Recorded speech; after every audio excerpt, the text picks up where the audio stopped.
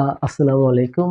আজকে আমি আপনাদের সাথে ছোট্ট একটি বিষয় নিয়ে আলোচনা করব। সেটা হচ্ছে আপনার বাচ্চাদেরকে কিভাবে পড়াবেন।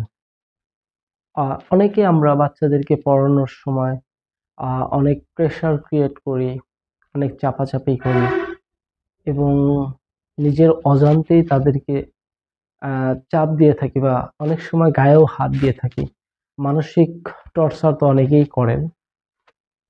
তবে আপনাদেরকে একটি বিষয় বলি, আ আপনি বাচ্চাদেরকে পড়ানোর আগে মিনিমাম ৫ মিনিট বাচ্চা কেন পড়বে, আ তার পড়ার উদ্দেশ্য কি এবং এই পড়াটা কেন তার প্রয়োজন?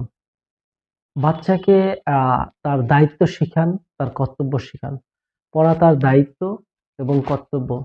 তাকে যদি এই বিষয়টি বোঝাতে পারেন, আমি আপনাকে চ্যালেঞ্জ করে বলতে পারি, আপনার বাচ্চা এমনিতেই পড়বে এবং সেই পড়াটা হবে তার জন্য অনেক আ ফ্রুটফুল। সে আ আসলে তখন পড়ার মধ্যে 100% অ্যাটেনশন দেবে। এভাবে আপনার বাচ্চাকে গড়ে তুলুন। ধন্যবাদ সবাইকে।